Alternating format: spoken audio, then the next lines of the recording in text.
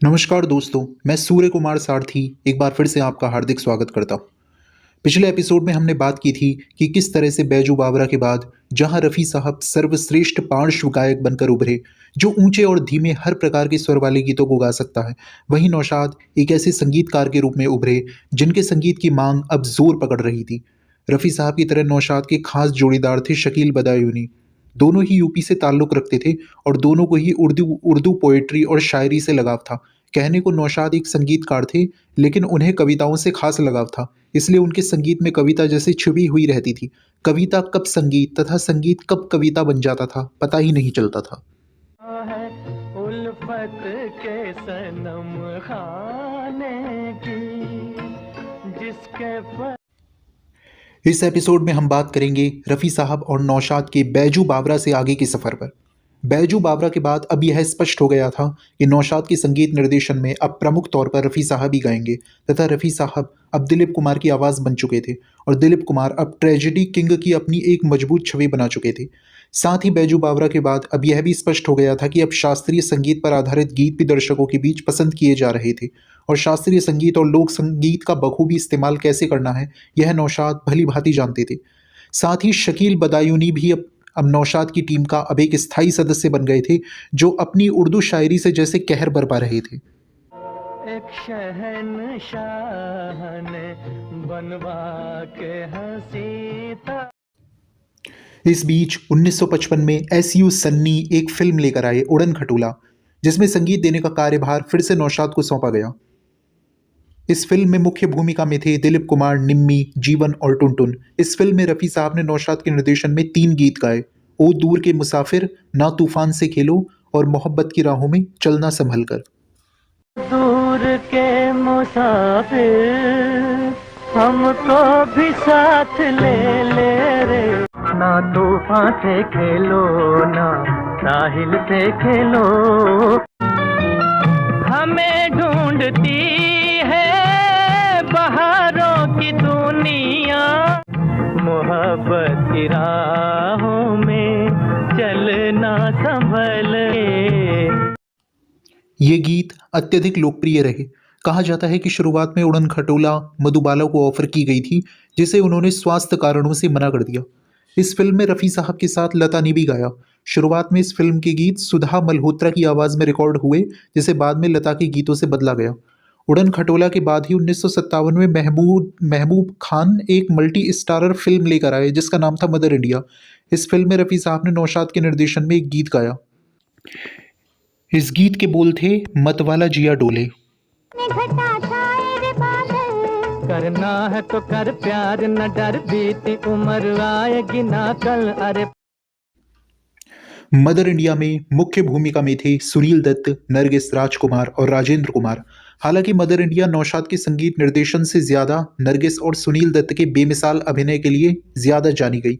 फिर भी इस फिल्म से नौशाद को देश विदेश में शोहरत मिली और बाजार में अब उनके संगीत की मांग बढ़ने लगी।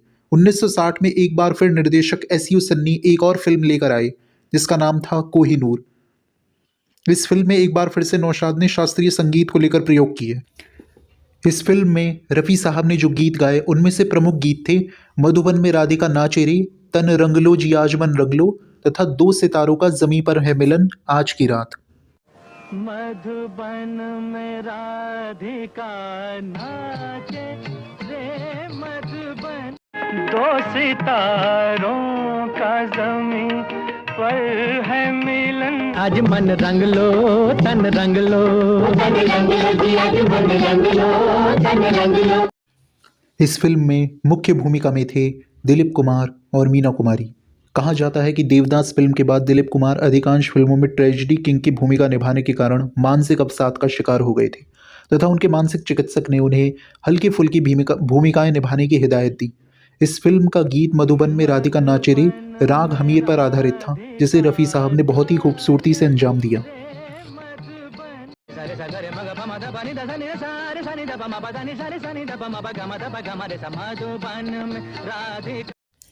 इस फिल्म में दिलीप कुमार को सर्वश्रेष्ठ अभिनेता का फिल्म फेयर पुरस्कार मिला तथा इसी फिल्म में रफ़ी साहब पूर्ण रूप से दिलीप कुमार की आवाज़ बन गए। इस फिल्म में ही दिलीप कुमार ने अपनी ट्रेजेडी किंग की भूमिका को भी तोड़ा। 1960 में के आसिफ एक फिल्म लेकर आए मुगले आजम। इस फिल्म में मुख्य भूमिका में थे दिलीप कुमार, मधुबाला तथा पृथ्वीराज कपूर। इस फिल्म में रफ़ी साहब ने नौशाद के संगीत निर्देशन में एक गीत गाया जिसके बोल थे मोहब्बत जिंदाबाद। जिंदाबाद जिंदाबाद ऐ मोहब्बत जिंदाबाद, मंदिर में मस्जिद में तू और तू ही है ईमानों में। इस फिल्म को शकील बदायूनी की अविस्मरणीय शायरी के लिए भी जाना जाता है। वक्त अपनी गति से बढ़ रहा था तथा रफ़ी साहब और नौशाद की जुगलबंदी जैसे जादू सा कर रही थी और फिल्म के संगीत की सफलता की गारंटी बन गई थी। बाजार में रफ़ी साहब की आवाज़ की मांग और भी बढ़ रही थी। अब नौशाद ने अपनी फ़ीस अचानक 75,000 रुपये से बढ़ाकर 1,50,000 रुपये तक कर दी थी। फिर साल आया 1963 और एच.एस. रवेल एक फिल्म लेकर आए जिसका नाम था मेरे महबूब। यह एक मुस्लिम सोशल फिल्म थी जिसकी पृष्ठभूमि लखनऊ की थी, वही लखनऊ जो कभी नौशाद का घर भी था। इस फिल्म में मुख्य भूमिका में थे राजेंद्र कुमार और साधना। इस फिल्म में रफ़ी साहब ने नौशाद के संगीत निर्देशन में जो गीत गाए उनमें प्रमुख थे मेरे महबूब, तुझे मेरी मोहब्बत की कसम, ए हुस्न ज़रा जाग तुझे इश्क जगाए, याद में तेरी जाग जाग के हम तुमसे इजहारे हाल कर बैठे। फिर मुझे नरगिसी आँखों का हुस्न जरा जाग तुझे इश्क जगा, तुमसे इजहारे हाल कर बैठे बेखुदी, याद में तेरी जाग जाग के हम। इस फिल्म का संगीत अत्यंत कामयाब रहा और फिल्म ने लगभग 6 करोड़ का कारोबार किया। रफ़ी साहब का गाया गीत मेरे महबूब अत्यधिक लोकप्रिय रहा। इस गीत के लिए रफ़ी साहब को बेस्ट मेल प्लेबैक सिंगर के फिल्म फेयर पुरस्कार के लिए नामांकन किया गया। वक्त अपनी करवट जैसे बदल रहा था। अब फिल्मों के संगीत के मायने बदल रहे थे। शास्त्रीय रागों पर आधारित गीत लोगों के द्वारा खूब पसंद किए जा रहे थे। ऐसे में 1964 में शशाधर मुखर्जी एक फिल्म लेकर आए जिसका नाम था लीडर। इस फिल्म में रफ़ी साहब ने नौशाद के संगीत निर्देशन में 5 गीत गाए जिनमें प्रमुख थे एक शहंशाह ने बनवा के हंसी ताजमहल, तेरे हुस्न की क्या तारीफ करूं तथा अपनी आज़ादी को हम हरगिज़ मिटा सकते नहीं, मुझे दुनिया वालों शराबी न समझो आदि। एक शहंशाह ने बनवा के हंसी तेरे हुस्न की क्या तारीफ करूं, कुछ कहते हुए भी डर, अपनी आजादी को हम हरगिज मिटा सकते नहीं, अपनी मुझे दुनिया वालों शराबी न समझो, मैं फिर। इस फिल्म में मुख्य भूमिका में थे दिलीप कुमार तथा वैजंती माला।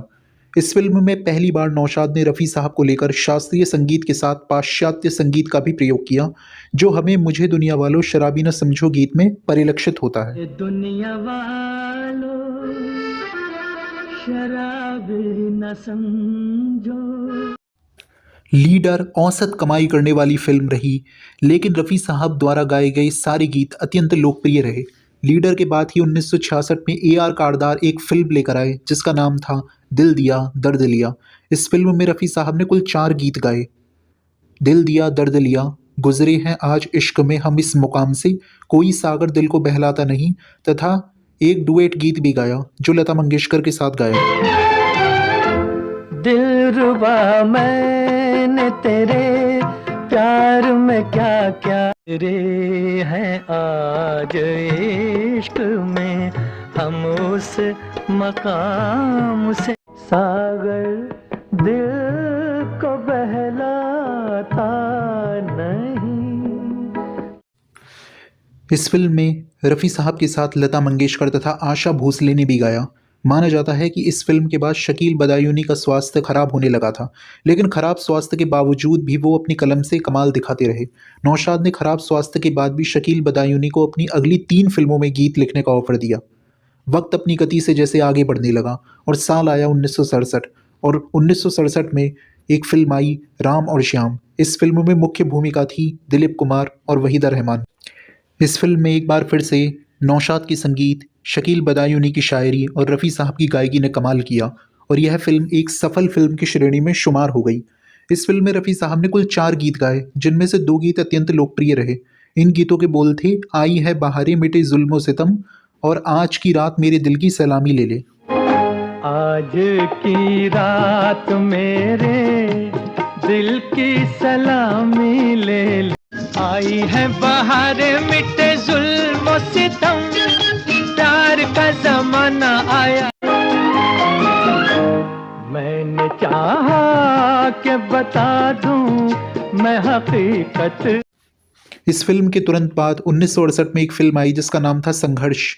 यह दिलीप कुमार और वैजंती माला की जोड़ी की आखिरी फिल्म थी। इस फिल्म में एक बार फिर से नौशाद और रफ़ी साहब की जुगलबंदी ने कमाल किया। इस फिल्म में रफ़ी साहब ने कुल 3 गीत गाए, जब दिल से दिल टकराता है, मेरे पैरों में घुंघरू बंधा ले तथा इश्क दीवाना। जब दिल से दिल टकराता है, जब पैरों में घुंघरू बंधा दे, तो फिर मेरी चाल देख ले मेरे पैर। इस फिल्म में नौशाद ने पूर्वी उत्तर प्रदेश और अवध के लोक संगीत का प्रयोग किया। साल 1968 में ही एक और फिल्म आई जिसका नाम था आदमी। इस फिल्म में मुख्य भूमिका में थे दिलीप कुमार, वहीदा रहमान तथा मनोज कुमार। इस फिल्म में एक बार फिर से रफ़ी साहब ने नौशाद के संगीत निर्देशन में 4 गीत गाए, जिनमें प्रमुख थे आज पुरानी राहों से कोई मुझे आवाज़ ना दे, ना आदमी का कोई भरोसा, मैं टूटी हुई एक नैया हूँ और कैसी हसीन आज बहारों की रात है। आज पुरानी राहों से कोई, ना आदमी का कोई भरोसा, ना दोषी हसीन आज बहारों की रात। इस फिल्म में पहली बार रफ़ी साहब तथा महेंद्र कपूर ने साथ में एक गीत गाया। वो देने वाले तूने तो कोई। आज के एपिसोड में इतना ही। अब हमें आज्ञा दीजिए। धन्यवाद।